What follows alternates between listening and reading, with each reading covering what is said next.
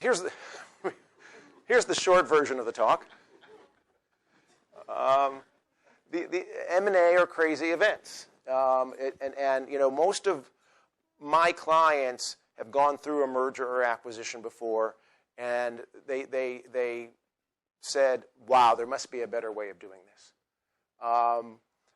As you well know, and I'm going to quote a former client of mine, acquiring is easy, merging is hell.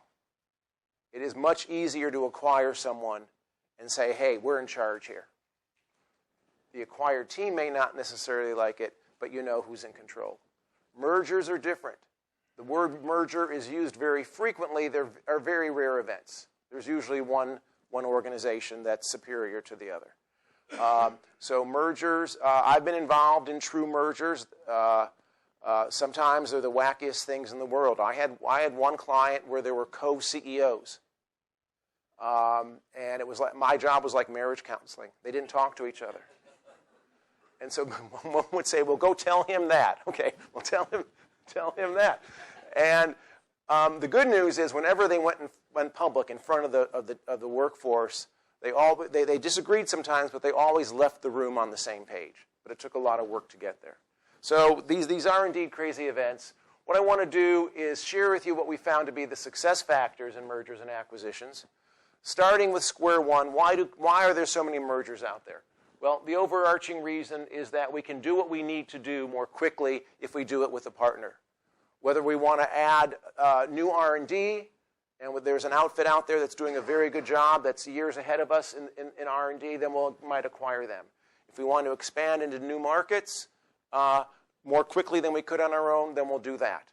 Certainly, there's many defensive mergers and acquisitions, which are for example, any of us who have flown on the airlines. I live in San Francisco, and United is our hub.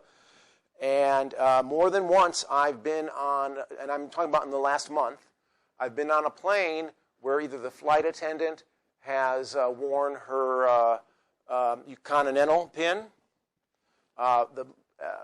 About 2 weeks ago, I was on a flight. As we landed, the pilot said, want you to know that you're in a proud Continental plane with a proud Continental crew. So sometimes these deals are not to expand things, but sometimes they're defensive.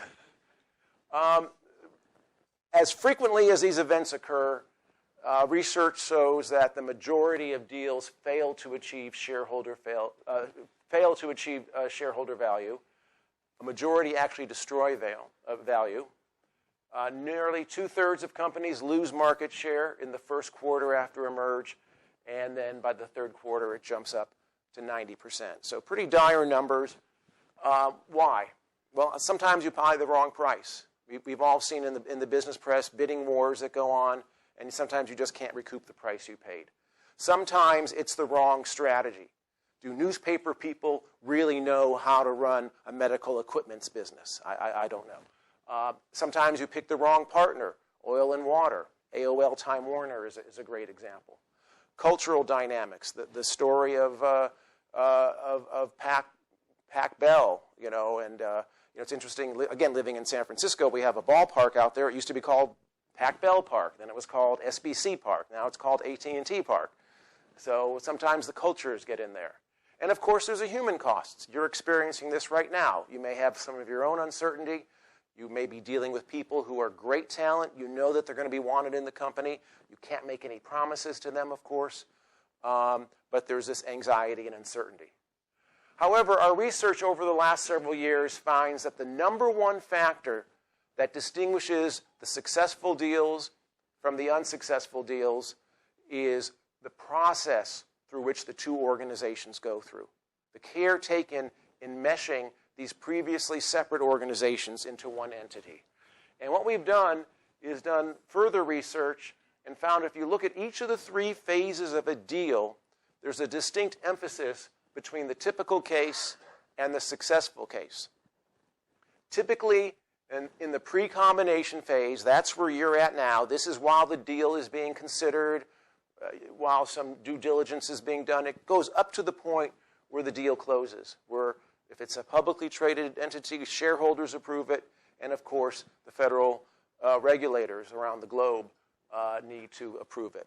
What we find in the typical case is there is a financial tunnel vision.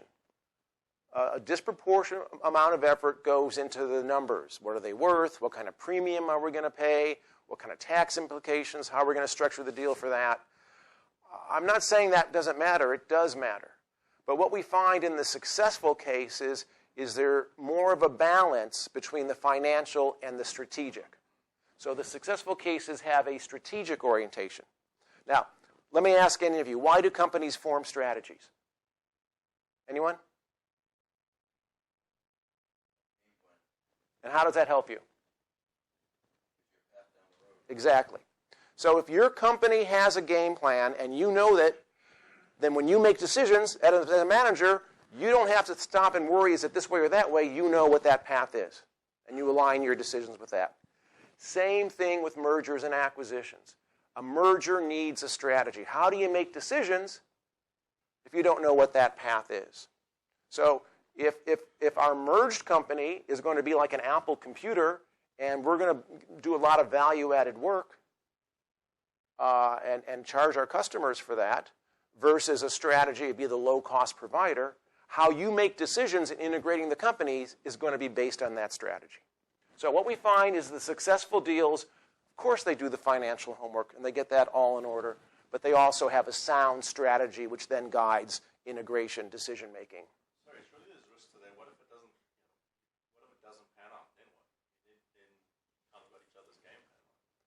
If this deal doesn't go through?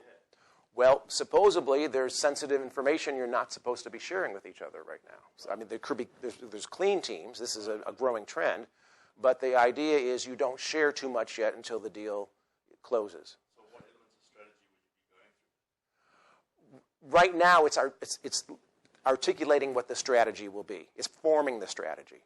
It's deciding. And there's people working on that. They're not going to wait for the deal to close and think about what should we be. So right now, the point is, right now you begin to think through what is the strategy that we're going to articulate. You have one. You don't ignore it. You do the front work, the people at the very top of the organization. And sometimes, deals, it also depends on the size and the circumstances of the deal. Sometimes deals are announced with a very specific strategy in mind, but they still don't share sensitive information. Did that respond to your question?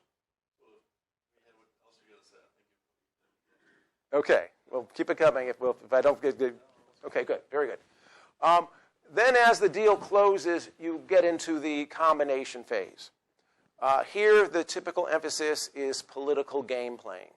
You get a lot of individuals who want to protect their turf, protect their careers, protect their people, and they dig in, they fend off overtures from the other side. It's a very normal survival tactic.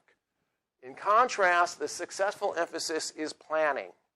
You're still going to have people looking out for themselves. You're still going to have people trying to protect their way of doing things and put down the other side's way of doing things. But you take some of that energy and you bring people together in integration teams. And what I have found is the integration teams really make or break a deal.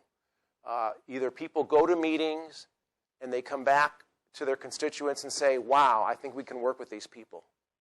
Or they say, it's just the opposite, and they come back and they say, I don't know. I don't think they're being honest with us. I'm not going to like this. So very important. And then when you get to the post-combination phase, which is months down the road, the integration teams make recommendations, implementation occurs. The successful cases are characterized by flexibility. Almost every successful combination I've been involved with has had some kind of mid-course correction. And this is partially why, it may sound like a contradiction, you don't want the strategy too developed yet, because you're still going to learn much more about each other over the next several months that you work together. And by the way, the competitive marketplace might change, and the technology may change. So the point is, we're talking several months, if not a couple of years, with an organization of your size. So it's not unusual for there to be some kind of mid-course correction down the road.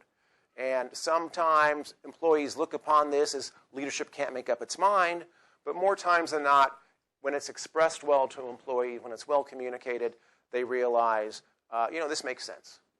if the marketplace is going this way, the organization has to go with it.